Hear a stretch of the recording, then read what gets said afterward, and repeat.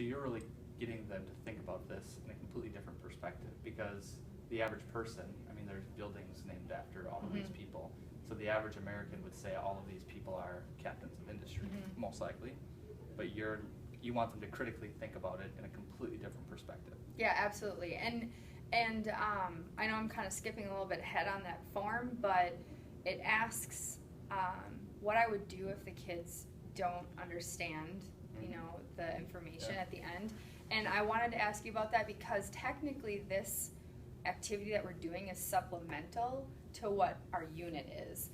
It fits in perfectly, but it's not like the information that they get out of this isn't going to be directly on the test. Sure. So it's not going to be there's not even going to be a question, explain, this person and why they're a captain of industry. That's going to be a reflection question after we do the actual activity in class. But this is just supposed to supplement their learning for what is going on through that entire time period, because it's there's so many things that are taking place in that time period. Right. Immigration, industrialization, the railroads were going up, and it just so many things were changing in America. So it's just to get them to be like, oh, so these guys did this, but their workers weren't treated very well, and labor unions were springing up, and so just to get them to think, give them their own opinion of what they think. Right. So it's not something they're going to be tested on. They're not going to be part of the summative assessment at the yeah, very end of the year. Yeah, absolutely. But your formative assessment is going to be the reflection that they do at the end. So when you look at the reflections, and maybe 3/4 of your students seem like they really understood it and they're thinking critically, but 1/4 of your students have maybe missed the boat. They haven't put that connection together between the two. Is that something that you can address quickly in a follow-up lesson, or how will that play Well, out? that's actually that was my one question for you for this lesson, because it's not going to be assessed summatively. I don't know if that's even a word. Yeah. How do you go about doing that? If you see that 90% of your kids actually did get it, and only a few each lesson didn't, and it's not going to be on the test, is it necessary to do a follow-up lesson? Or do I just meet with the kids and have a discussion with them? Or is it, I don't know, that's what I was wondering. So this is kind of a learning experience. This part. Let me flip it back. Is there an opportunity to, either at the end of this lesson, maybe not, because we're going to have time to do the reflection, or at the beginning of the next day when you could take 5 minutes or so to hash over what you had just talked about, and for those couple students or half students or however many to do kind of a overall wrap-up of that lesson? Absolutely, and that's what I would do if I saw that some of the kids were, not getting the information. Right. If some of them, like just a handful, I would do a follow-up activity if most of the kids didn't understand it. Right. But I just wasn't sure if doing a quick wrap-up either after, if there's enough time, or, no, because I have to read the reflections, at the beginning of the lesson the next day. I just wasn't sure if that was appropriate or acceptable. And I think it all comes back to that initial question. What do you want your students to get out of the lesson? I honestly think that the kids would literally have to be, for 60 minutes, they would have to, because that's what I'm shooting for the activity to be done in. But I honestly think for them to not get anything out of it at all, they would have to completely not do the research, nothing at all, not engage at all in their group work. That means just maybe earbuds in and straight, not listening, and sleeping during the activity. But that doesn't happen, because I'm prompting them to be doing what they're supposed to. And I understand, you have kids that will try to do that, and you have kids that won't do the research. But then that's why I put them in groups, because if they don't do the research, that in their groups they're discussing and they're at least getting information, the basic information there. So, overall, in 60 minutes. Did I not answer your question? I'm no, sorry. No, absolutely. Oh, okay. So, but I mean, overall in that 60 minutes, your hope is that they are going to be so engaged in the lesson and that they're going to be so engaged in doing the research and doing all of those things that you truly feel that they're going to get something out of it. They're going to see some type of connection. I think there's so many opportunities for engagement in this lesson that it's hard for me to see that they wouldn't pick out something. Mm-hmm. And since during the activity, when 6 of the classmates are up in front of the class questioning each other and then going in between rounds, going to their groups, because if their group wins or their person wins, that I'm giving them some extra points. Yep. And so it's kind of a competition, and I think kids like that. Sure. And in this class specifically, I think they're going to like seeing their classmates up there and hearing what they're saying. So it's hard for me to see, it's hard for me to think that some of these kids wouldn't be interested. Now, I could pick out maybe two kids for sure that probably wouldn't care at all, but they just don't seem to care about anything that I do in this class, and so it's really hard to get them engaged, which I'm glad that you're coming in this lesson so you can observe that and maybe give some suggestions. So, and we had talked about this a little bit earlier, but when it comes to the student engagement piece, especially with a group that has been a little more challenging in the past, what are some of the things that have been really successful? Has the competition been successful with them, or have there been certain lessons where even those 2 students who haven't been engaged have been on board? Yeah, it depends on the day for them, for sure. It depends on the activity. It depends who they're working with. It's really hard. This class specifically is really hard to engage if they're working with people they don't know or don't like. And I mean, it's like pulling teeth to get them to talk to somebody they don't know. They've been in class with them for 8 weeks or whatever, and can't even say hi if I'm like, okay, find somebody you've never talked to and say this. Right. Some of the kids absolutely refuse to do it. So for this activity, are they choosing their own group? Nope. In the past, I have let them choose because what happens is there's 6 people, captains of industry, and I've just said, okay, if you want to sign up for one of the 6, you can. And there's so many spots. It's just kind of first come, first serve. Sure. And then obviously those kids are just in the group together. Yep. And they don't necessarily, in the past, they haven't signed up together. They all want to do a certain person. Like, it's not 5 of them are like, oh, let's all do Henry Ford. Right. Everyone has an idea of what they want to do, and they see the names, and so they just raise their hands when they want to sign up. Right. And that's the group they're in, because I don't actually tell them right away that they're going to kind of be working as a group. But in this class specifically, I am going to put them in groups, because I have a lot of low students, and I have some special ed students, and then I have the kids, the rowdy boys that really could care less about school. And so I'm going to split them up. They're my main priority. There's 6 of them, so I'm going to put 1 in each group. And then I'm going to split up the special ed kids, and then I'm also going to put like the higher level kids in each group too. So this group in particular, this class in particular, is being grouped differently than other classes. Yeah, I'm going to let because of. Yep, I'm going to let my 5th hour do it like normal. 4th, I'm not going to. Just because I feel like if the kids found out, those 6 boys would have, they would have the opportunity to all do the same person. Right. And if I think about that, it's not terrible, because then maybe if they're like, oh, we can get some extra credit, let's do this, and I'll be the representative, and then they'll come back and they kind of feed off of that. So I mean, maybe that would be positive, but then I can only see 2 of the kids attempting to actually do the research and whatnot, where if they're all in a group next to each other, they don't get a lot of things done.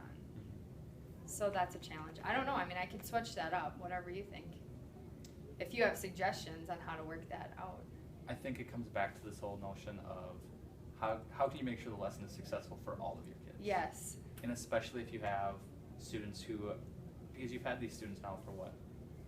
Since the quarter ended, so November, early November. So you've had them long enough that you've seen the needs of your special ed students. You've seen the students who have shown that they're higher level in reading or whatever the case is. Yeah. And then you have these students that, in order to help them be successful, right now, it seems like to split them up would be the best way to do that. Yeah, I think so. I mean, the only thing though is I feel like those 6 kids that I'm specifically thinking about, and then a couple of the special ed kids that just don't care about this class, I feel like maybe their engagement level would go down because they're not working with somebody they know.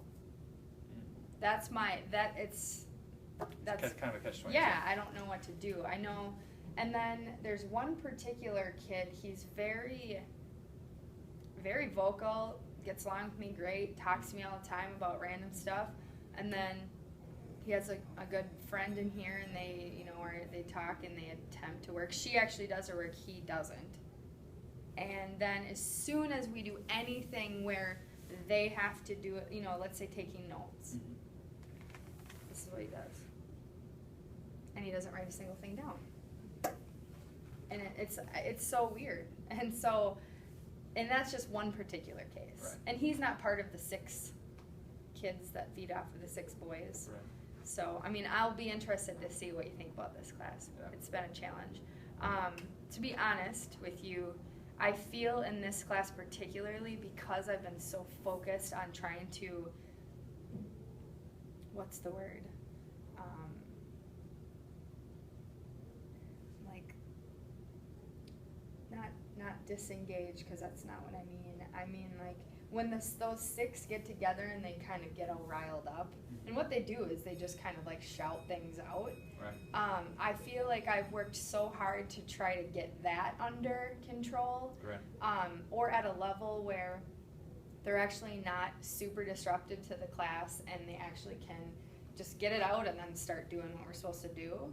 I feel like I've been working on that so much that I feel like the kids who are higher level and they are getting it all, they're doing well in their tests, I feel like I haven't really had any time to really talk to them or pay attention to them. I know that they're getting it by the work they're turning in and by the questions they answer in class, but I feel like all of my focus is on trying to put out this fire and this fire, and it sounds worse.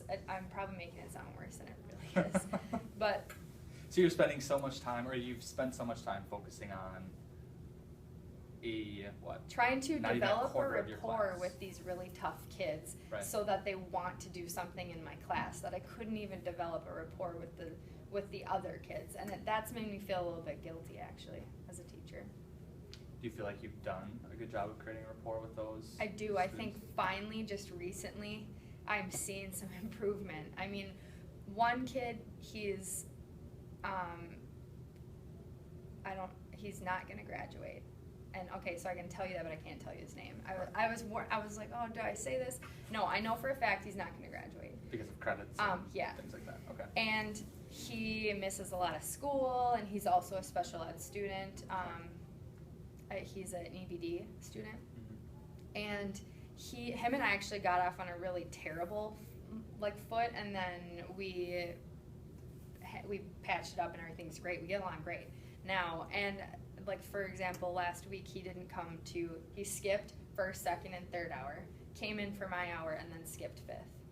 So to me, I was like, oh, that actually makes me feel kind of good. Not awesome that he skipped half the day. Well, no, I know, but at least he saw my class worth coming to. Right. So I'm like, okay, that's a positive. One of the other kids, the first time he got in here, it was just like, no, just gonna sit in the corner, because he sits back in the corner, and I'm gonna put my earbuds in, and I'm gonna be on my phone the entire time. And I was like, okay, this is gonna be fun. And now I see him on his phone every once in a while. The earbuds are hanging there, but I don't really ever see him in unless they're working. Right. They can have them, that's fine. He's taking diligent notes. He got a B on the last test and an A on the test before. So, I mean, I think that's an improvement. Yeah. And then with the other boys in that group, they just seem to be more receptive of what I say to them, and they just don't seem to try to push my buttons as much. How do you go about? And so I feel like that's been a success, a really Yeah. good, like I'm actually kind of disappointed that I'm gonna lose these kids next week because I feel like I'm finally getting somewhere with them. Well, and it kind of goes, I mean, it goes back to, and we've talked about this even the first cycle or observation or whatever, one of your greatest strengths, I think, is your rapport with kids. I mean, you did that in 7th grade, you did that in 8th grade, now you're teaching, remind me, what grade is this class? 11th. 11th. To be able to do that, I think, across the board is sometimes half the battle. You know, like creating that rapport, creating the relationships. How do you balance, though, creating the rapport and relationships, and then also having, because I would imagine throughout this time, in order to get those students, in order to get the entire class on the same page, of having some type of classroom management, procedures, whether they be consequences or rewards or whatever, how do you balance that? How do you balance I don't want to burn my bridge with this student, especially maybe the EBD student, but I also want to hold him or her accountable. That's kind of what my struggle has been, because I feel like I've let a lot of things, and I don't mean inappropriate things that need to be punished, you know, or kids need to have consequences, but I feel like in order to develop a rapport and get these kids to see that I'm not just this mean teacher making them do all this stuff because they hate school, that I'm actually really a person too, and I'm just up here doing my job, and I want this to be a successful class and everyone to have a good time and obviously learn something. I feel like I do struggle with that. Mostly I just kind of ignore what they say. Like, I mean, if they're shouting out things, I mean, they're not swearing. They know that they can't swear in here, which that was a problem at first. And so, but it's just weird things. Like, they'll make weird comments about weird movies, and nobody really knows what they're talking about, but they're all laughing, and so I'm just like, I just kind of roll my eyes and move on, and then they're done. Where most teachers would probably be like, knock it off, stop talking, you know, you need to leave. And if I just kind of let them get it out, and for a minute, we just move on, it's fine. Right. And I mean, there are times where I'm like, okay guys, okay, go back to your seats, Right. you know, that kind of thing. So, I mean, I feel like I forgot the question. What'd you ask? Sorry. So the overall question is, how do you balance Who is out there? this student? You can grab it. Okay.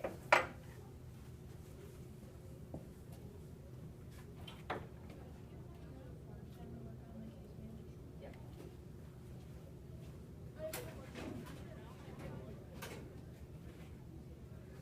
You didn't start it, right? No. Okay.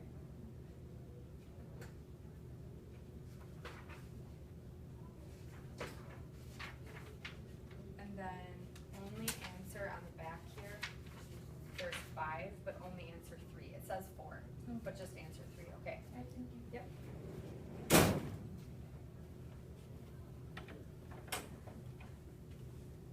Okay. Sorry, you said the overall question was?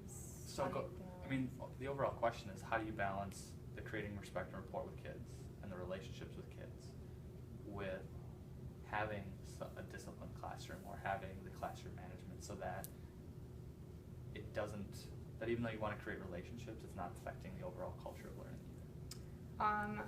I just kind of take a more laid back approach, where if they do something that isn't okay, I will just be like, for example, if they were to swear in front of the class, I have them come and apologize to the class, and they stand up and they have to like formally apologize, and the class has to accept it, which is, you know, sometimes they're like, no, we don't like it, but it was good. I'm like, oh, you're fine. And then they have to do a 1-minute wall sit. and so, well, that worked. I was gonna say, has it been effective? Yeah, because even sometimes when I don't hear a swear word, because I feel like swearing is just very common here, which is weird, because at the middle school you don't get it at all, and it's like constant, and I'm just like, it's like my goal to not have them, but if I don't hear a swear word, I'll hear one of those guys go, oh, that's a wall sit, that's a wall sit. So, I mean, I'm not hearing it. They might have said it in that group over there. Right.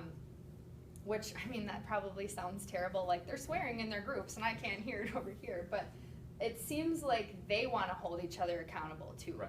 So, But I don't think it sounds terrible because has it been effective? I think it has. They haven't sworn since, like, out loud, like they were before, since. And do you feel we like it's more started. effective than if you were to constantly say, no swearing, you're out? Yeah, Or because they wouldn't respond to that. And Right. I realized the very first week I had them that if I took that approach with them, then we would absolutely get nowhere. And that's why I had to take this laid back, and I'm more laid back than most teachers anyway, but I had to be really laid back with these guys, like, okay, all right, enough, like, let's move on. Or like if they say something where I think it's questionable, like if they make a reference I don't understand, Right. and maybe some of the kids are kind of like, what? I'm just like, all right, we're done now, let's move on. Right. So you've had to be very conscious about even coming from junior high to high school on how you, even though I'm sure, and I've walked by and seen, and even in the first observation, you seem like you're very similar teaching style to what you were in junior high. Yeah. But you've also had to be conscious and make some changes as well.